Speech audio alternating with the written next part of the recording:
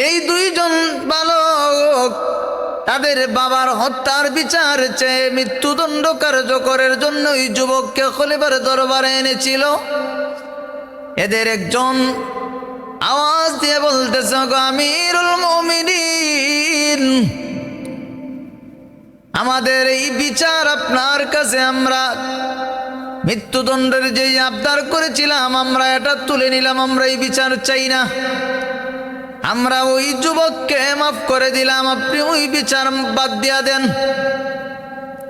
খলিফাতুল মুসলিমিন হযরত ওমর ইবনুল খাত্তাব রাদিয়াল্লাহু তাআলা আনহু যুবকদেরকে লক্ষ্য করে বলেন, যুবকরে, তোমরা যে এমন বিচার চাও না, ওই যুবককে তোমরা মাফ করে দিতেছো, কারণ কি?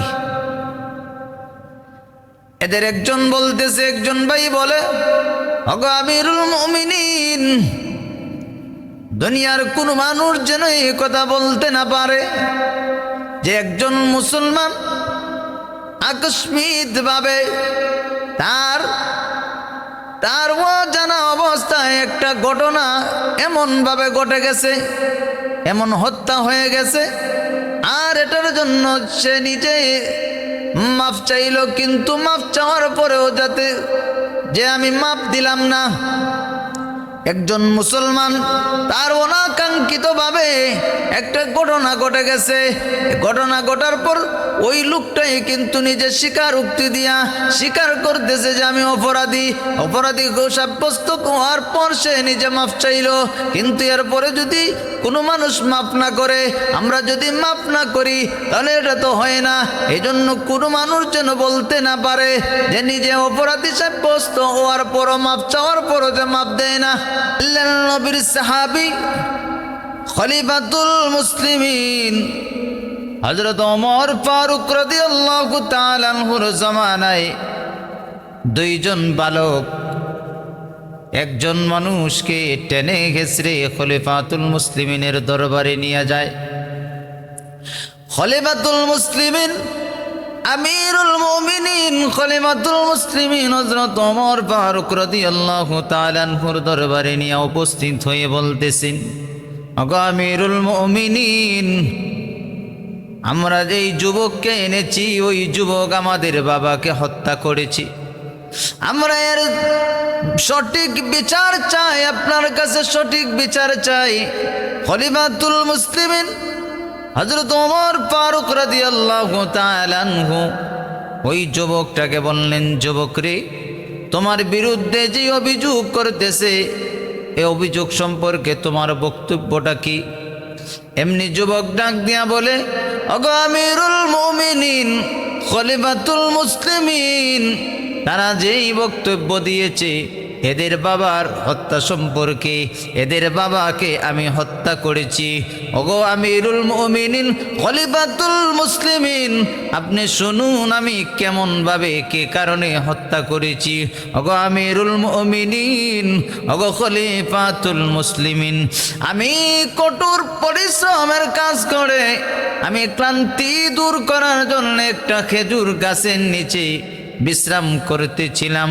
আমি খেজুর গাছের নিচে বিশ্রামের মুহূর্তে আমার ঘুম চলে আসলো, আর ওইদিকে আমার একমাত্র বাহন উটটাকে আমি পাশে রেখে আমি ঘুমিয়েছিলাম।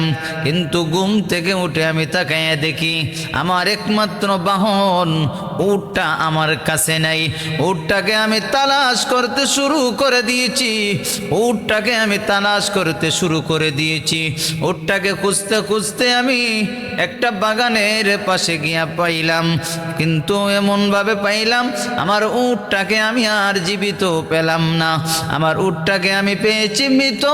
ওগো আমিরুল মুমিনিন, ওগো খলিফাতুল মুসলিমিন, আমি আমার উটটাকে মৃত যখন দেখলাম, আর মৃত উটটার পাশে ওই দুজনের বাবা দাঁড়ানো, আমি ওনার সঙ্গে কথাবার্তা বলতে বলতে এক পর্যায়ে আমার রাগ আসে, আমার শরীরে এমন পর্যায়ের রাগ আসলো, আমি তখন রাগান্বিত হইয়া তাদের বাবাকে একটা পাথর দিয়া বাবার মাথায় আঘাত করলাম।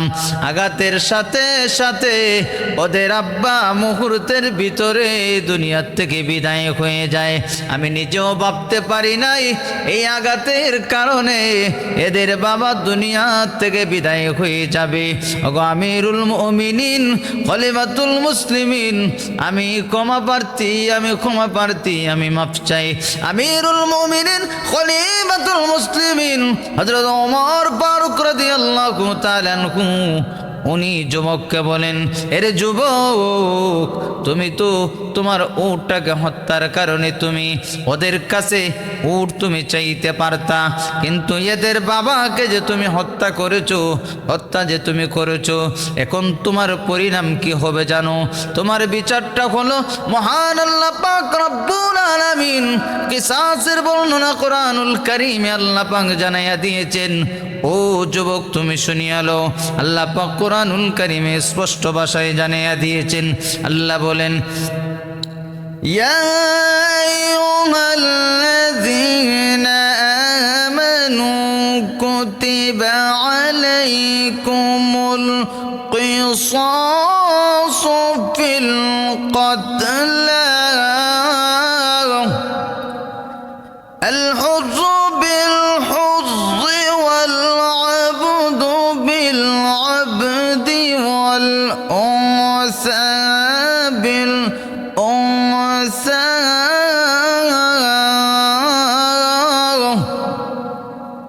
আল্লাহর পয়গম্বর, আল্লাহর নবীর সাহাবী খলিফাতুল মুসলিমিন হযরত ওমর ফারুক রাদিয়াল্লাহু তাআলা আনহু যুবকটাকে বলেন, রে যুবক, আল্লাহ পাক কোরআনুল কারীমে জানাইয়া দিয়েছেন কিসাসের বর্ণনা, তুমি যে হত্যা করেছো, হত্যার বদলে তোমারও হত্যা। ও পৃথিবীর মানুষেরা, ভালো করিয়া শুনিয়া রাখো, হত্যার বদলে হত্যা এটা আমিরুল মুমিনিনের কোনো কথা না, এটা স্বয়ং ফয়সালা করে দিয়েছেন মহান আল্লাহ। এজন্য হত্যা যারা করে, হত্যার বিচার হত্যা করা।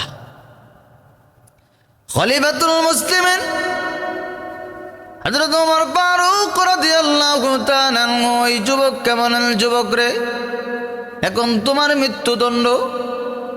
খলিফাতুল মুসলিমিন ওই যুবককে মৃত্যুদণ্ডের কথা যখন বলেছেন, এমনি যুবক ডাক দিয়া বলে, ওগো আমিরুল মুমিনিন, ওগো খলিফাতুল মুসলিমিন, আপনি আমাকে কয়েকদিন সময় দিন, আমি বাড়িতে যাই। বাড়িতে যাওয়ার পর আমার কাছে কিছু আমানত রাখা আছে, আর আমার কিছু ঋণ আছে, আমি এইগুলা পরিশোধ করে ওইগুলা আমানত যেটা আছে, আমি ওই আমানতটা যার আমানত রাখা আছে ওদেরকে দিয়া, আর আমার কাছে যারা ঋণ পায় আমি ওই ঋণগুলা পরিশোধ করে আমাকে কয়েকটা দিনের সময় সুযোগ আপনি দিন। খলিফাতুল মুসলিমিন হযরত ওমর ফারুক রাদিয়াল্লাহু তাআলা আনহু বলেন, আরে যুবক, তোমাকে আমি সময় দিব। কি বিশ্বাসে আমি তোমাকে সময় সুযোগ দিব? কারণ তুমি তো মৃত্যুদণ্ড আসামি, তোমাকে মৃত্যুদণ্ড কার্যকর করা হবে। এখন তুমি যদি এখান থেকে যাইতে হয় তাহলে তুমি জামিনদার রেখে যাও। ওই লোকটা এখন কাকে জামিন রাখবে? কে তার জামিন হবে? কেউ তাকে চিনে না, কেউ তাকে চিনে না, এখানে কোনো আত্মীয় স্বজন নাই, কে তার জামিন হবে? হাউস ভরা মানুষ, কিন্তু ওই লোকটার জামিন তো কেউ হলো না, কেউ হয় না, কোনো সারা শব্দ নাই, কেউ যে হবে। যুবকটা নিরুপায় হইয়া দাঁড়ায় আছে। খলিফাতুল মুসলিমিন দেখতেছেন যুবকটা নিরুপায় দাঁড়ায় আছে। হঠাৎ দেখা যায় একজন মানুষ, উনি লাফ দিয়া দাঁড়াইছেন। উনি আর কেউ না, উনি আর কেউ না, যেনার নাম হলো হযরত আবু যর গিফারি রাদিয়াল্লাহু তাআলা আনহু। উনি দাঁড়াইয়া বলতেছেন, ওগো আমিরুল মুমিনিন, ওগো খলিফাতুল মুসলিমিন, আমি ওই যুবকের জামিনদার হলাম। সুবহানাল্লাহ। খলিফাতুল মুসলিমিন হযরত ওমর ফারুক রাদিয়াল্লাহু তাআলা আনহুকে লক্ষ্য করে আবু যর গিফারি বলতেছেন, ওগো আমিরুল মুমিনিন, আমি ওই যুবকের জামিনদার হয়ে গেলাম। জামিনদার যখন হয়ে গেলেন তখন হযরত ওমর ফারুক রাদিয়াল্লাহু তাআলা আনহু ওই যুবকটাকে কয়েকটা দিনের জন্য উনি দিয়া দিলেন, কয়েকটা দিন নির্ধারিত একটা সময়সীমা দিয়া ওই যুবকটাকে ছেড়ে দেওয়া হলো। আগামী জুমা পর্যন্ত তোমাকে ছেড়ে দেওয়া হলো, আগামী শুক্রবার, আগামী জুমাবার এর ভিতরেই তুমি মসজিদে নববীর মধ্যে উপস্থিত হইবা। মসজিদে নববীর জুমার নামাজের পরে মৃত্যুদণ্ড কার্যকর করা হবে। ওই ঘোষণা দেওয়ার পর হযরত আবু যর গিফারি রাদিয়াল্লাহু তাআলা আনহু উনি ওনার বাড়িতে চলে গেলেন।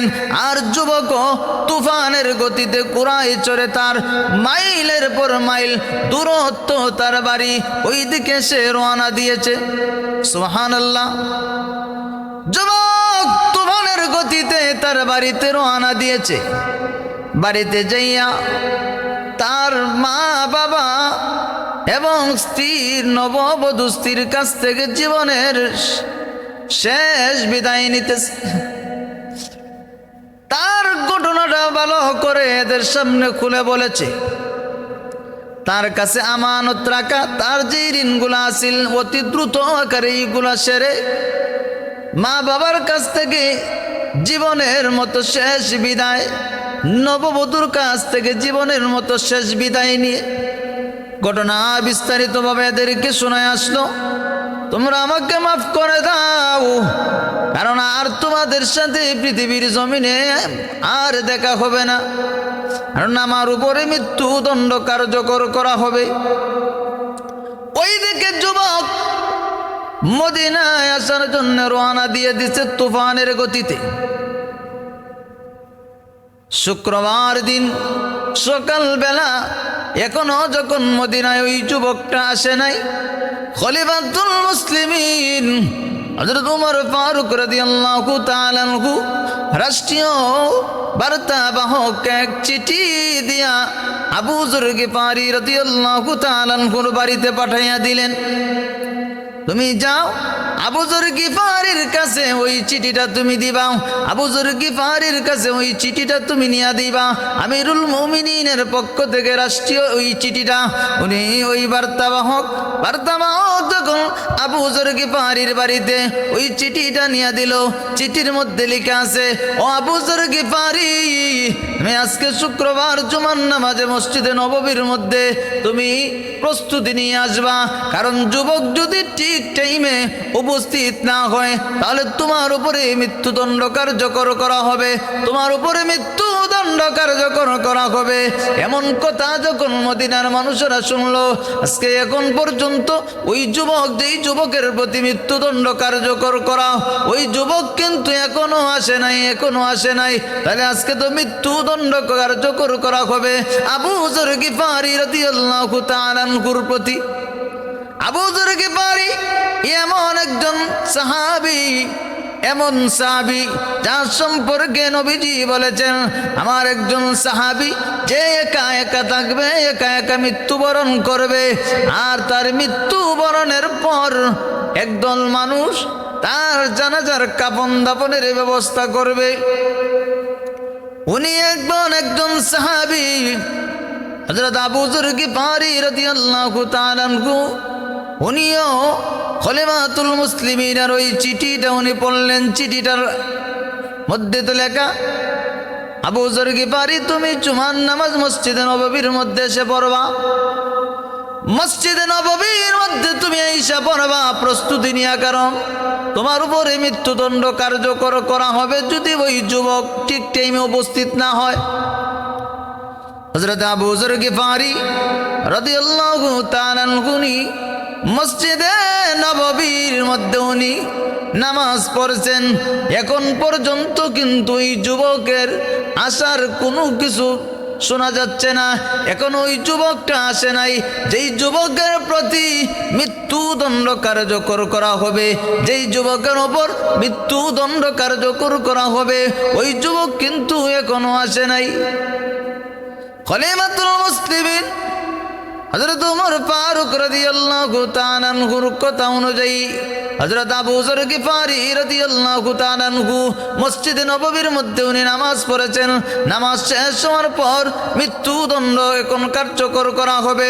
চতুর্দিকে মানুষেরা ভিড় করেছে, আর মানুষের ভিতরে এমন তমতমে ভাব, মানুষরা সবার চোখে কিন্তু কান্না কান্না ভাব, সবাই কাঁদতেছে, সবাই কাঁদতেছে।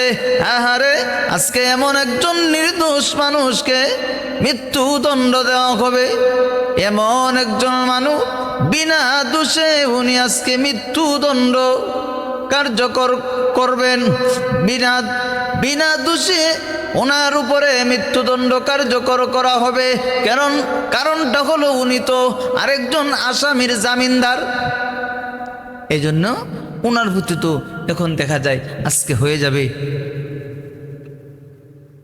হযরত আবু যর গিফারি রাদিয়াল্লাহু তাআলা আনহু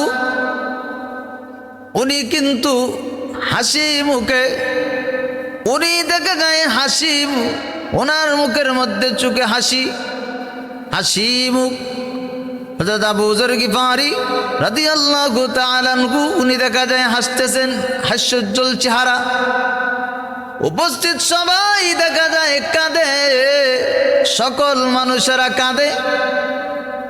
এমনকি যিনি ফাঁসি দিবেন জল্লাদ পর্যন্ত দেখা যায় কাঁদে। জল্লাদ সামনের দিকে আস্তে আস্তে পাটা বাড়ায়। জল্লাদ এমন ভাবে পা বাড়ায়, জল্লাদ বলে মনে হয় আমার পায়ের মধ্যে কে জানি পাথর বেঁধে রেখেছে, আমার পা তো এত দ্রুত আকারে সামনের দিকে আগায় না। সকল মানুষ দেখা যায় কাঁদে, উপস্থিত সকল মানুষেরা কাঁদে। এমনকি যিনি ফাঁসির রায় দিয়েছেন খলিফাতুল মুসলিমিন, আমিরুল মুমিনিন, খলিফাতুল মুসলিমিন হযরত ওমর ফারুক রাদিয়াল্লাহু তাআলা আনহু পর্যন্ত ভারাক্রান্ত হৃদয় নিয়ে আসে। পৃথিবীর মানুষেরা ভালো করে শুনুন, হযরত আবু যর গিফারি রাদিয়াল্লাহু তাআলা আনহুর মৃত্যু কার্যকর করা হবে। উপস্থিত সকল মানুষেরা কাঁদে, জল্লাদ কাঁদে, আমিরুল মুমিনিন কাঁদে। হঠাৎ দেখা যায় একজন সাহাবী ডাক দিয়ে বলতেছেন, রে জল্লাদ থামো থামো। ওই যে দেখা যায় মরুভূমিতে দোলার পায়ের ধুলা উড়িয়ে ঘোড়া দিয়ে কে যেন আসতেছে। ও জল্লাদ তুমি একটু থামো। ওই কে? আমরা ওনাকে দেখি। ওনাকে দেখার পর এরপর তুমি কার্যকর করবা, কোনো অসুবিধা নাই। সকল মানুষেরাই ওই দিকে কে যেন ঘোড়া দৌড়ায় দ্রুত গতিতে আসতেছে, দোলা বালু উড়াইয়া কে যেন আসতেছে তুফানের গতিতে। রাত যখন উনি উপস্থিত যখন হয়েছেন, সকল মানুষেরাই দেখতে পেল ওই যেই যুবকের মৃত্যুদণ্ড কার্যকর করা হবে, ওই যুবক দেখা যায় উপস্থিত হইয়া যুবক বলে, ওগো আমিরুল মুমিনিন, ওগো খলিফাতুল মুসলিমিন, আমি মাফ চাই, কারণ আমি ঠিক সময়ে আসতে পারি নাই, ঠিক সময়ে উপস্থিত না হওয়ার কারণে আপনাদের কাছে আমি ক্ষমা প্রার্থী। আপনি আমাকে মৃত্যুদণ্ড দিয়া আমাকে পবিত্র করুন, আর আমার জামিনদার ভাইকে আপনি ছেড়ে দিন। আমাকে আপনি মৃত্যুদণ্ড দিয়া আমাকে পবিত্র করুন, কারণ যেন আমি কিয়ামতের কঠিন ময়দানে আমি যেন এমন অপরাধী না হই, আমি যেন পরিষ্কার পরিচ্ছন্ন হইয়া মালিকের দরবারে যেন আমি হাজিরা দিতে পারি। ওগো আমিরুল মুমিনিন, ওগো খলিফাতুল মুসলিমিন, আপনি আমার মৃত্যুদণ্ড কার্যকর করুন। এমনি খলিফাতুল মুসলিমিন ওই যুবককে ডাক দিয়ে বলেন, এরে যুবক, তুমি তো জানো তোমার উপরে মৃত্যুদণ্ড কার্যকর করা, তুমি যে আবার ফেরত আসলা, এর কারণটা কি আমি আগে জানতে চাই। চিন্তা করছেন? জানে যুবক যে তার উপরে মৃত্যুদণ্ড, কারণ আপনি আমার আমাদের দেশের মধ্যে যদি এমন হইতো তাহলে কি মনে করেন যে মৃত্যুদণ্ড আসামি যদি ছুটে যায় তাহলে যে আর আবার আপনার কাছে আইসা মৃত্যুদণ্ড বরণ করবে এমন মানুষ খুঁজে পাওয়া সম্ভব না, অসম্ভব। ওই যুবক যেই মাত্র আমিরুল মুমিনিন জিজ্ঞাসা করলেন, যুবক রে, তোমার উপরে মৃত্যুদণ্ড কার্যকর করা, কিন্তু তুমি যে আবার আসনা, এর কারণটা কি? আমিরুল মুমিনিনের কথায় যুবক ডাক দিয়া বলে, গো আমিরুল মুমিনিন, কোন মানুষ যেন এই কথা বলতে না পারে একজন মুসলমান বিপদে পড়েছিল আর আরেকজন মুসলমান তাকে সাহায্য করতে এসে সে নিজেই ক্ষতিগ্রস্ত হয়েছে, এমন কথা যেন কেউ না বলতে পারে। এই জন্য আমি উপস্থিত হয়েছি, কারণ এমন কথা যেন কেউ বলতে না পারে একজন মুসলমান বিপদে পড়েছে, আরেকজন মুসলমান সাহায্য করার জন্য আইসা সে নিজেই বিপদে পড়ছে। আমিরুল মুমিনিন খলিফাতুল মুসলিমিন এমনি হযরত আবু যর গিফারি রাদিয়াল্লাহু তাআলা আনহুকে জিজ্ঞাসা করলেন, ও আবু যর গিফারি, তুমি যে একজন অচেনা মানুষের জামিনদার হইলা, কারণ কি? আবু যর গিফারি রাদিয়াল্লাহু তাআলা আনহু বলেন, আমিরুল মুমিনিন, কেউ যেন একথা বলতে না পারে একজন মুসলমান বিপদে পড়েছিল, কোনো মুসলমান তাকে সাহায্য করতে আসে নাই, এই কথা যেন কেউ বলতে না পারে। এবার দেখা যায় যেই দুইজন বালক তাদের বাবার হত্যার বিচার চেয়ে মৃত্যুদণ্ড কার্যকরের জন্য ওই যুবককে খলিফার দরবারে এনেছিল, এদের একজন আওয়াজ দিয়ে বলতেছে, আমিরুল মুমিনিন, আমাদের এই বিচার আপনার কাছে, আমরা মৃত্যুদণ্ডের যেই আবদার করেছিলাম আমরা এটা তুলে নিলাম, আমরা এই বিচার চাই না, আমরা ওই যুবককে মাফ করে দিলাম, আপনি ওই বিচার বাদ দিয়া দেন। খলিফাতুল মুসলিমিন হযরত ওমর ইবনুল খাত্তাব রাদিয়াল্লাহু তাআলা আনহু যুবকদেরকে লক্ষ্য করে বলেন, যুবক রে, তোমরা যে এমন বিচার চাও না ওই যুবককে তোমরা মাফ করে দিতেছো, কারণ কি? এদের একজন বলতেছে, একজন ভাই বলে, ওগো আমিরুল মুমিনিন, দুনিয়ার কোন মানুষ যেন এই কথা বলতে না পারে যে একজন মুসলমান আকস্মিক ভাবে তার অজানা অবস্থায় একটা ঘটনা এমন ভাবে ঘটে গেছে, এমন হত্যা হয়ে গেছে, আর এটার জন্য সে নিজে মাফ চাইল, কিন্তু মাফ চাওয়ার পরেও যাতে যে আমি মাফ দিলাম না, একজন মুসলমান তার অনাকাঙ্ক্ষিত ভাবে একটা ঘটনা ঘটে গেছে, ঘটনা ঘটার পর ওই লোকটাই কিন্তু নিজে স্বীকারোক্তি দিয়া স্বীকার করতেছে যে আমি অপরাধী সাব্যস্ত হওয়ার পর সে নিজে মাফ চাইল, কিন্তু এরপরে যদি কোনো মানুষ মাফ না করে, আমরা যদি মাফ না করি তাহলে এটা তো হয় না। এই জন্য কোনো মানুষ যেন বলতে না পারে যে নিজে অপরাধী সাব্যস্ত হওয়ার পরও মাফ চাওয়ার পরও যে মাফ দেয় না।